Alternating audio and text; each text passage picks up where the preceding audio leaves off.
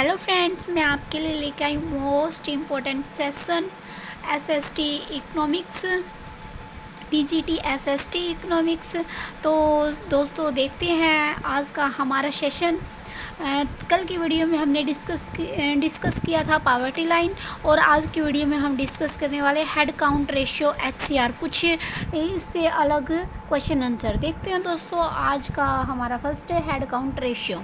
Head count ratio क्या होती है दोस्तों? यह एक समाज के लोगों का वह अनुपात या परसेंट होता है जिनकी आय खर्च गरीबी रेखा के नीचे रहती है। क्या होता है दोस्तों यह हेड काउंट रेशियो? ये एक ऐसा रेशियो होता है समाज के लोगों का जो आय या खर्च गरीबी रेखा के होते हैं नीचे होते हैं। गरीबी मापन के लिए इस विधि का सबसे अधिक इस्तेमाल किया जाता है दोस्तों। अगर मैं पावर्टी गैप की बात करूं, गरीबी अंतराल की बात करूं, तो क्या हो जाएगा दोस्तों? गरीबी अंतराल संकेतक पावर्टी गैप इंडिकेटर क्या हो जाएगा? विश्व बैंक विकास अनुसंधान समूह द्वारा निर्मित किया जाता है। किसके द्वारा निर्मित किया जाता है दोस्तों गरीबी अंतराल? ये किया जाता है विश्व बैंक विकास अनुसंधान द्वारा। ठीक है, यह लोगों के प्रति व्यक्ति आय उपभोग की सूचना का उपयोग करते हुए गरीबी का माप करती है। गरीबी का मापन व्यक्ति द्वारा $1.25 प्रतिदिन के नीचे या ऊपर रहने पर आधारित होती है। ठीक है दोस्तों, अब है हमारा लोरेंज वक्र। लोरेंज वक्र की अगर मैं बात करूँ तो यह आय संचय प्रतिशत और गरीबी संचय प्रतिशत और जनसंख्या के संचय परसेंट के बीच के संबंधों को क्या करता है? व्यक्त करता है दोस्तों। यदि सभी की आय प्राप्त करने वालों के हिस्से में बराबर रहे, अर्थात 10% लोगों के पास 10% हिस्सा हो, तो हमें एक विशेष प्रकार का लोरेंज वक्र क्या होता है? प्राप्त होता है। कैसे प्राप्त होता है दोस्तों? अगर 10% लोग हैं, ठीक है, उनका 10% हिस्सा, ठीक है, 10% लोगों के पास 10% हिस्सा हो तो क्या होता है? एक विशेष प्रकार का क्या होता है? लोरेंज वक्र प्राप्त होता है। लोरेंज वक्र किसने दिया था? लोरेंज ने दिया था, उसके नाम पे ही लोरेंज वक्र नाम पड़ा था दोस्तों। इसका निरपेक्ष क्षमता रेखा कहते हैं इसको। क्या बोला जाता है इसको? निरपेक्ष क्षमता रेखा। यह निरपेक्ष आय में समानता होगी तो ऐसी स्थिति में लोरेंज वक्र डिग्री रेखा वाला होगा। क्या होगा दोस्तों? ऐसी स्थिति में क्या होगा? लोरेंज वक्र डिग्री वाला होगा। अगर मैं वास्तविक आंकड़ों पर आधारित लोरेंज वक्र इस निरपेक्ष क्षमता रेखा से जितनी दूर होगी, लोगों के बीच असमानता उतनी ही क्या होगी? अधिक होगी। क्या दोस्तों? जो लोरेंज वक्र है इस निरपेक्ष क्षमता रेखा से जितनी दूर होगा तो लोगों के बीच असमानता कितनी होगी? उससे ही अधिक होगी। जबकि लोरेंज वक्र जितना अधिक निरपेक्ष क्षमता रेखा के पास होगा, आय भी उतनी असमानता उतनी ही क्या होगी? कम होगी दोस्तों। अगर मैं गिनी गुणांक विधि की बात करूं, ये तो हमने लोरेंज वक्र की बात करी थी, लेकिन अब मैं गिनी गुणांक की बात करूं तो क्या हो जाएगा? इस विधि में क्या होता है? सापेक्ष निर्धनता माप की दूसरी विधि है। क्या दोस्तों? ये विधि क्या है? सापेक्ष निर्धनता माप की क्या है? दूसरी विधि। फर्स्ट विधि कौन थी? लोरेंज विधि। ठीक है, गिनी गुणांक का प्रयोग आय या संपत्ति की समानता की माप के लिए किया जाता है। जो गिनी गुणांक है दोस्तों, ये किसके नाम पर पड़ा था? गिनी एक अर्थशास्त्री थे, उनके नाम पे ही गिनी गुणांक विधि का नाम पड़ा था दोस्तों। अगर गिनी गुणांक, लोरेंज वक्र और 45 डिग्री रेखा, ठीक है, 45 डिग्री रेखा निरपेक्ष क्षमता रेखा के नीचे मतलब के बीच का क्षेत्रफल दर्शाता है। क्या दिखाता है दोस्तों? ये बीच का क्षेत्रफल दर्शाता है। किसके बीच का क्षेत्रफल दर्शाता है दोस्तों? ये लोरेंज वक्र और 45 डिग्री रेखा। ठीक है, गिनी गुणांक और लोरेंज वक्र। ठीक है, गिनी गुणांक का जो मूल्य 0 से क्या होता है? 0 से 1 के बीच में होता है। इसका मूल्य क्या होता है? 1 के बराबर उस समय होता है जबकि निरपेक्ष असमानता की स्थिति होती है। ठीक है दोस्तों, और 0 के बराबर कब होगा? मूल्य निरपेक्ष समानता की जो स्थिति है वो होती है। ठीक है दोस्तों, अगर मैं बात करूँ तो गिनी गुणांक का मान आमतौर पर कितना होता है? 0.3 होता है और 0.7 के बीच होता है। ठीक है दोस्तों, क्या होता है? 0.3 और 0.7 के क्या होता है? बीच में होता है दोस्तों। अगर प्रतिदिन $1.25 की गरीबी रेखा की अगर बात करूँ तो इसके आधार पर क्या होता है? विश्व बैंक द्वारा अति गहन निर्धनता को परिभाषित किया जाता है। क्या है दोस्तों? प्रतिदिन $1.25 की गरीबी रेखा। ठीक है, इसके आधार पर क्या किया जाता है? विश्व बैंक का जो अति गहन निर्धनता को क्या करता है, परिभाषित करता है। इसके आधार पर प्रतिदिन जिनकी आय $1.25 से कम होती है उनको क्या होता है, उनको क्या माना जाता है कि ये गरीबी रेखा के नीचे है।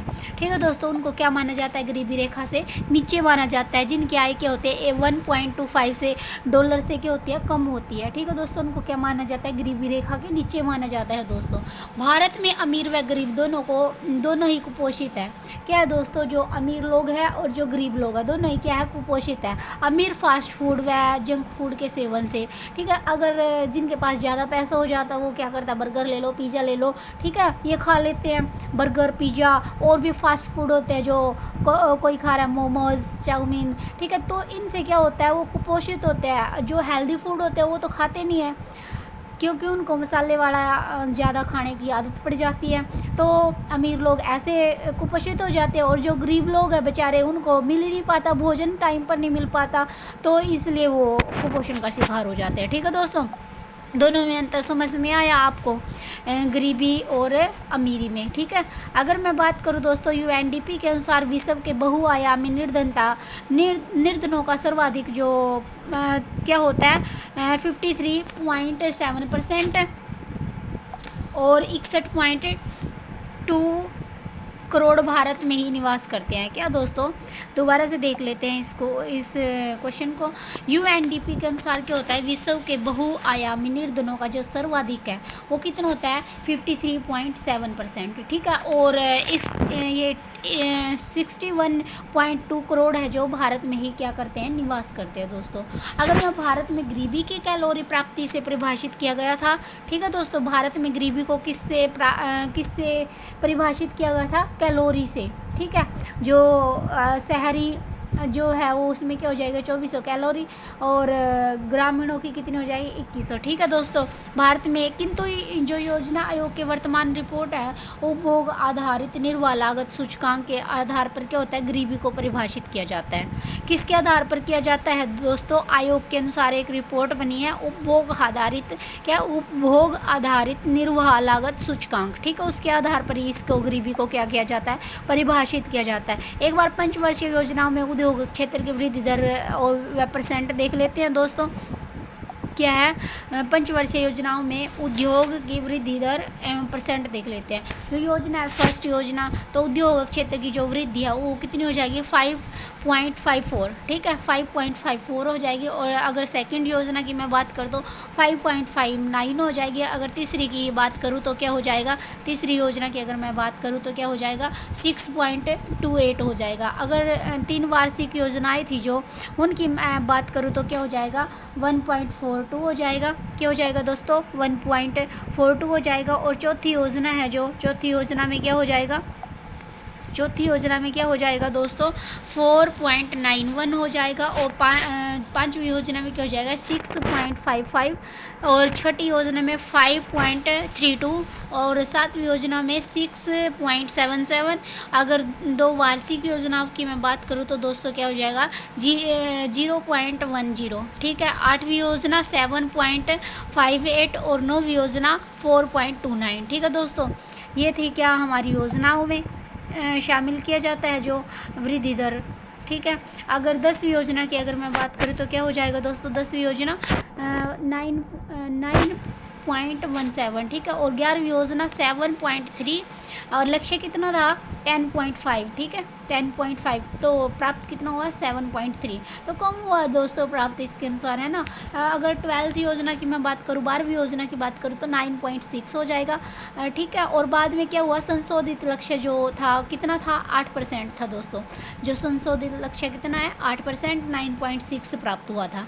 ठीक है, लेकिन इसमें संशोधन किया गया तो कितना मिला, 8%। ठीक है दोस्तों, अगर मैं वर्तमान सरकार द्वारा पंचवर्षीय योजनाओं को समाप्त कर दिया गया, क्या किया गया, वर्तमान जो सरकार है दोस्तों उसने क्या कर दिया गया, जो ये पंचवर्षीय योजनाएं थी उनको क्या कर दिया, समाप्त कर दिया बीजेपी ने। ठीक है, और इसकी जगह क्या लेके आए, नीति आयोग। ठीक है, 15 वर्षीय दीर्घकालीन योजना दृष्टिकोण प्रस्तुत किया गया, जो कि सरकार को 2030 तक विकास कार्यों की रूपरेखा क्या करेगा, प्रदान करेगा। ठीक है दोस्तों, जो योजना आयोग था उसकी जगह क्या लेके आया गया, नीति आयोग लेके आया गया। ठीक है, 1 अप्रैल 2017 से नीति आयोग ने एक कार्यात्मक 3 वर्षीय प्लान प्रारंभ किया दोस्तों। 1 अप्रैल 2017 से, कब से दोस्तों, कब से किया गया दोस्तों, 1 अप्रैल 2017 से। ठीक है, नीति आयोग के एक कार्यात्मक 3 वर्षीय प्लान प्रारंभ किया गया, जिसका उद्देश्य क्या था, योजनाओं के प्रभावी क्रियान्वयन पर केंद्रित। ठीक है, इनका उद्देश्य क्या था दोस्तों, योजना के प्रभावी जो क्रियान्वयन है उन पे क्या था, आधारित था। अगर विश्व में सर्वप्रथम औद्योगिक क्रांति की मैं बात करूँ तो कहाँ से हुई थी दोस्तों, इंग्लैंड से हुई थी। जो औद्योगिक क्रांति थी कहाँ से हुई थी, इंग्लैंड से हुई थी। भारत में आधुनिक उद्योग का प्रारंभ किसके द्वारा और कौन सी मिल स्थापना के साथ माना जाता है दोस्तों, ये 1854 में सी एंड डेबर के द्वारा मुंबई में सूती मिल की स्थापना के साथ माना जाता है। क्या है दोस्तों, जो आधुनिक उद्योग का प्रारंभ किसके द्वारा माना गया है, 1854 में सी एंड डेबर मुंबई में सूती मिल की स्थापना के साथ माना गया दोस्तों। अगर द्वितीय पंचवर्षीय योजना किसके मॉडल पर आधारित है, ये पूछा जाए तो दोस्तों क्या हो जाएगा, किसके मॉडल पर आधारित है, महालनोबिस मॉडल पर। महालनोबिस मॉडल पर आधारित है दोस्तों क्या, द्वितीय पंचवर्षीय योजना। और फर्स्ट जो मैं बात करूँ तो फर्स्ट जो योजना है वो किस पे, हैरोल्ड डोमर। ठीक है, हैरोल्ड डोमर मॉडल पर आधारित है फर्स्ट योजना। 11वीं पंचवर्षीय योजना में औद्योगिक क्षेत्र की वृद्धि दर कितनी रही दोस्तों, 7.3% रही। कितनी, 7.3%। सिंदरी फर्टिलाइजर्स, चितरंजन लोकोमोटिव्स, इंडियन टेलीफोन इंडस्ट्रीज, इंटीग्रल कोच फैक्ट्री तथा केबल फैक्ट्री की स्थापना पंचवर्षीय योजना में हुई थी दोस्तों। कौन सी पंचवर्षीय योजना में हुई थी, ये हुई थी प्रथम पंचवर्षीय योजना। प्रथम पंचवर्षीय योजना कब से कब तक चली थी दोस्तों, ये चली थी 1951 से 1956 तक। ठीक है दोस्तों, ठीक है दोस्तों, ये थी आज की हमारी वीडियो दोस्तों। आई होप ये वीडियो आपको पसंद आई होगी, तो प्लीज़ वीडियो को लाइक कीजिए, चैनल को सब्सक्राइब कीजिए और कमेंट करना तो मत भूलिए। सो थैंक यू दोस्तों।